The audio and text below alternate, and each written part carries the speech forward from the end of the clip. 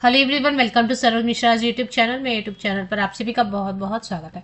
Government of India central board of secondary education मतलब CBSE.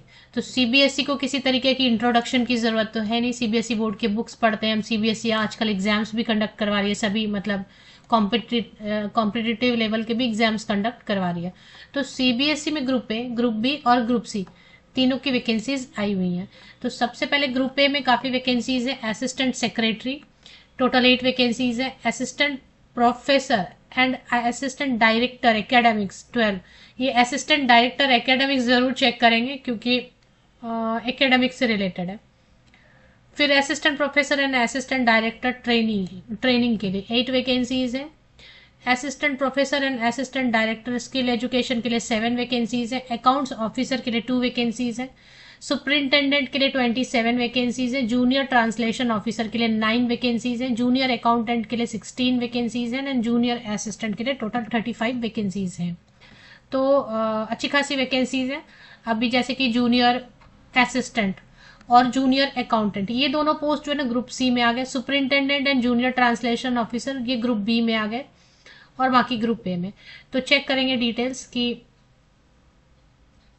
किस post के लिए क्या क्वालिफिकेशन चाहिए।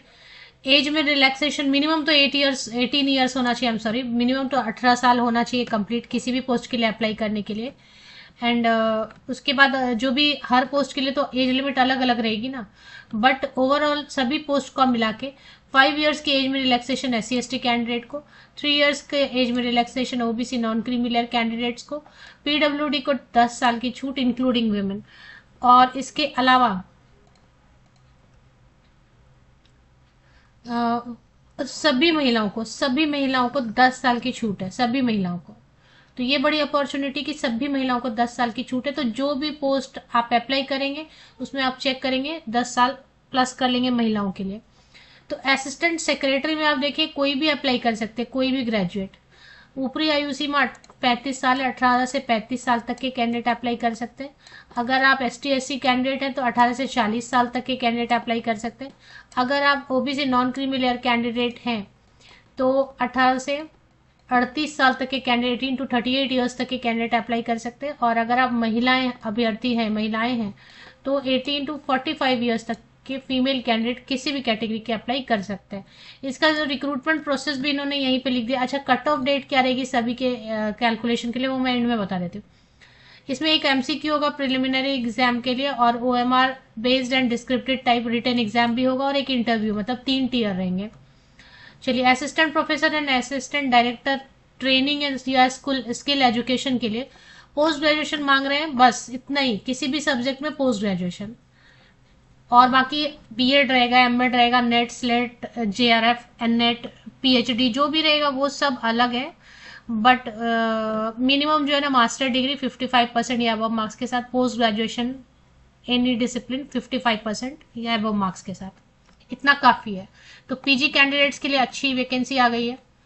इसमें एज लिमिट 30 इयर्स लिख दिया है जैसे। तो अगर आप जनरल अनरिजर्व कैटेगरी के हैं तो 18 से 30 साल रहेगा, 18 to 30 ईयर्स। अगर आप SC ST कैंडिडेट हैं तो 18 to 35 ईयर्स। अगर आप OBC non creamy layer candidate हैं तो 18 to 33 ईयर्स। और अगर आप फीमेल कैंडिडेट हैं तो 18 to 40 ईयर्स। ये सब हो गया एज लिमिट। चलिए, अभी नेक्स्ट जो है इसके सिलेक्शन के लिए आपको MCQ based preliminary screening examination होगा, OMR बेस्ड ऑब्जेक्टिव टाइप रहेगा एंड डिस्क्रिप्टिव टाइप में मेन एग्जाम रहेगा, रिटन एग्जाम, और एक इंटरव्यू रहेगा। इसके अलावा अकाउंट्स ऑफिसर में BCom वाले बिल्कुल अप्लाई कर सकते हैं क्योंकि अकाउंट्स है। और BCom अगर आप फ्रेशर है तो भी अप्लाई कर सकते हैं। बैचलर डिग्री इन इकोनॉमिक्स और कॉमर्स और अकाउंट्स और फिनेंस और बिजनेस स्टडीज और कॉस्ट अकाउंटिंग, इसमें से किसी भी एक सब्जेक्ट से बैचलर डिग्री हो गया है या फिर और भी ऑप्शन दिया हुआ है। या फिर MBA वाले, चार्टर अकाउंटेंट, ICWA वाले भी अप्लाई कर सकते हैं। फ्रेशर एक्सपीरियंस लिखा है but that's mentioned under desirable का मतलब नॉट कंपलसरी। तो 18 to 35 ईयर्स तक के जनरल कैंडिडेट अप्लाई कर सकते हैं। और इसमें बाकी 5 साल आप SC/ST कैंडिडेट है तो ऐड कर लिया, अपर एज लिमिट में ऐड कर लीजिए। OBC non creamy layer candidate है तो 3 इयर्स ऐड कर लीजिए। अगर आप फीमेल कैंडिडेट हैं किसी भी कैटेगरी से तो 10 इयर्स। इसमें अकाउंट्स ऑफिसर में MCQ होगा, MCQs रहेंगे, प्रीलिम्स एग्जाम रहेगा, एक ऑब्जेक्टिव टाइप OMR बेस्ड रहेगा फिर, और सेकेंड ईयर में, और डिस्क्रिप्टिव रहेगा और इंटरव्यू रहेगा। सुपरिंटेंडेंट के लिए बैचलर डिग्री होना चाहिए बस, ग्रेजुएशन एनी सब्जेक्ट, परसेंटेज का प्रॉब्लम नहीं है, कोई सर्टिफिकेट नहीं मांग रहा है, कोई एक्सपीरियंस नहीं मांग रहा है। बस एक ही चीज़ है कि आपको थोड़ा सा कंप्यूटर का बेसिक नॉलेज, जैसे विंडो है, MS ऑफिस है, कंप्यूटर एप्लीकेशन है, ये सब पे आपको काम करना आना चाहिए। तो एज लिमिट होगी 30 ईयर्स, अपर एज लिमिट हो गई 30 years, 18 to 30 years general candidates के लिए। SC/ST कैंडिडेट के लिए 35 years and OBC non creamy layer candidate को 33 ईयर्स। अगर आप महिला हैं तो 40 ईयर्स तक की महिला अभ्यर्थी आवेदन कर सकती हैं। चलिए अब जो है ना, सभी पोस्ट में फीमेल्स के लिए 10 साल की छूट है। जूनियर ट्रांसलेशन ऑफिसर का भाई इसमें थोड़ा सा ट्रांसलेशन का सर्टिफिकेट मांगते हैं, इसलिए आपके पास डिप्लोमा या सर्टिफिकेट कोर्स इन ट्रांसलेशन है तो फिर आप, या 3 साल का एक्सपीरियंस है ट्रांसलेशन का, तो आप ऐसे भी अप्लाई कर सकते हैं। जूनियर अकाउंटेंट के लिए देख लेते हैं। जूनियर अकाउंटेंट के लिए 12th पास होना चाहिए। Accountancy, business studies, economics, commerce, entrepreneurship, finance, business administration, taxation, cost accounting, इसमें से किसी भी एक सब्जेक्ट से आपने 12th पास किया हुआ है। 12th में आजकल एंटरप्रेन्योरशिप रखते हैं क्या? पहले तो नहीं होता था। चलिए, तो 12th पास होना चाहिए, बट इसमें से कोई एक सब्जेक्ट, क्योंकि जूनियर अकाउंटेंट की पोस्ट है। 27 ईयर्स के तक के, 18 से 27 साल तक के अनरिजर्व कैटेगरी के कैंडिडेट अप्लाई कर सकते हैं, 18 to 27 ईयर्स तक के, और 18 to 32 ईयर्स तक के SC/ST कैंडिडेट अप्लाई कर सकते हैं। 5 साल की छूट, 3 साल की छूट रहेगी 18 to 30 ईयर्स तक के OBC non creamy layer candidate, और 10 साल की छूट कर देते तो 18 to 37 ईयर्स तक के महिलाएं आवेदन कर सकती। PWD कैंडिडेट के लिए इसमें भी एक MCQ रहेगा, क्वेश्चंस रहेंगे, मतलब OMR बेस्ड रहेगा, और objective type OMR based and descriptive type main exam रहेगा, और टाइपिंग स्पीड रहेगी इंग्लिश की या फिर हिंदी की। जूनियर असिस्टेंट की पोस्ट, अब जूनियर असिस्टेंट वाली जो पोस्ट है इसमें 12th पास, कोई भी 12th पास आर्ट्स से, साइंस से या कॉमर्स से अप्लाई कर सकते। पासिंग मार्क्स का प्रॉब्लम नहीं है कि इतना परसेंटेज चाहिए, उतना परसेंटेज है, वैसा कुछ भी नहीं है, बट 12वीं आपका पास होना चाहिए। टाइपिंग स्पीड मांग रहे हैं, या तो इंग्लिश वाली स्पीड है या हिंदी वाली, कंप्यूटर पे तो चलेगा, दोनों में से कोई भी है। अपर एज में 27 to 18 to 27 ईयर्स तक के अनरिजर्व कैंडिडेट, 18 to 32 ईयर्स तक के SC/ST कैंडिडेट, 18 to 30 ईयर्स तक के OBC non creamy layer candidate, and 18 to 37 years तक के फीमेल कैंडिडेट एप्लीकेशन कर सकते हैं। चलिए, अभी इसके बाद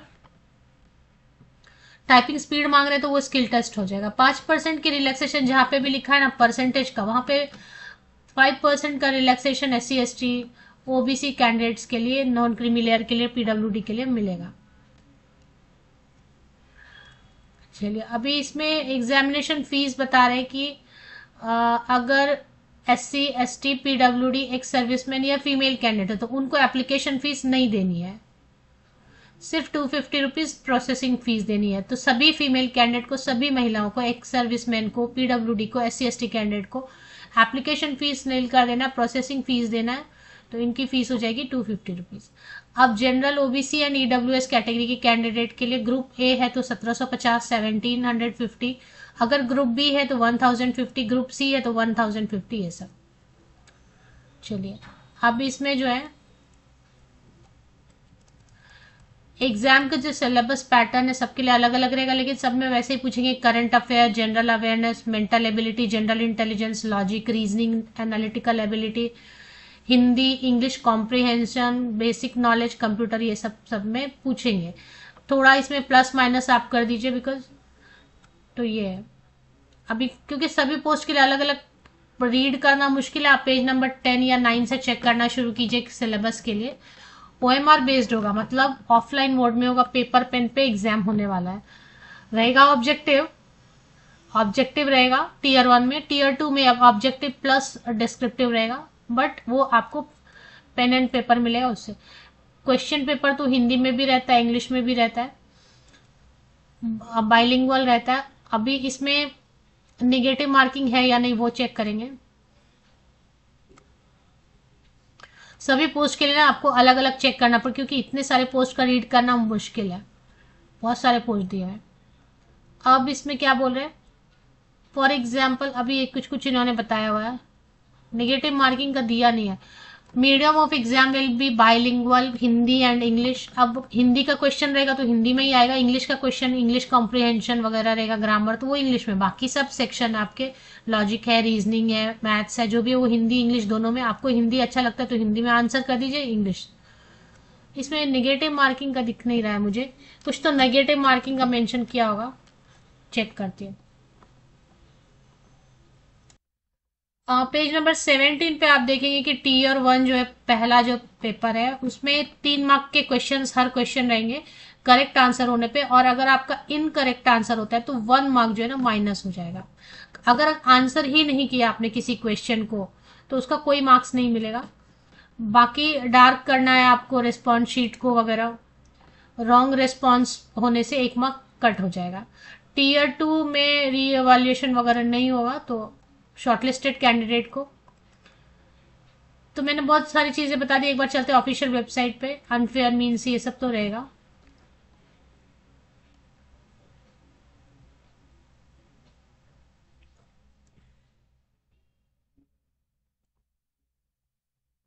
तो सीबीएसई की ऑफिशियल वेबसाइट पे आप आते हैं, यहाँ पे देखें ऐसे वेबसाइट ऐसा दिखता है, मुख्य वेबसाइट और परीक्षा संगम। तो मुख्य वेबसाइट पे एंटर करेंगे तो आपको वेबसाइट कुछ इस तरीके से दिखाई देगा, central board of secondary education. और इसके बाद नीचे जो है ना यहाँ पे direct recruitment, vacancy notification, detailed advertisement और ऑनलाइन एप्लीकेशन की जो पोर्टल है वो भी ओपन हो गई है 2 दिसंबर से। तो ऑफिशियल वेबसाइट की लिंक के लिए मेरे इसी यूट्यूब वीडियो के डिस्क्रिप्शन बॉक्स को नीचे तक स्क्रॉल डाउन कर लीजिए, तो आपको लिंक मिल जाएगी सीबीएसई की ऑफिशियल वेबसाइट की। और अलग अलग जो पोस्ट है ना उनका थोड़ा आपको एग्जाम का सिलेबस देखना पड़ेगा, क्योंकि सब बहुत सारे पोस्ट हैं, तो उस हिसाब से सैलरी जो है मिनिमम जूनियर असिस्टेंट की रहेगी तो 19,900 की बेसिक पे आपको DHRA वगैरह मिला देंगे तो 37,000 अभी मिलेगा जो जूनियर असिस्टेंट, जूनियर अकाउंटेंट। और बाकी जो ऊपर के पोस्ट है उनके लिए 90,000 से 1 लाख रुपीज तक सैलरी हो सकती है। महिलाओं को बड़ी छूट है। चलिए आगे देखते हैं।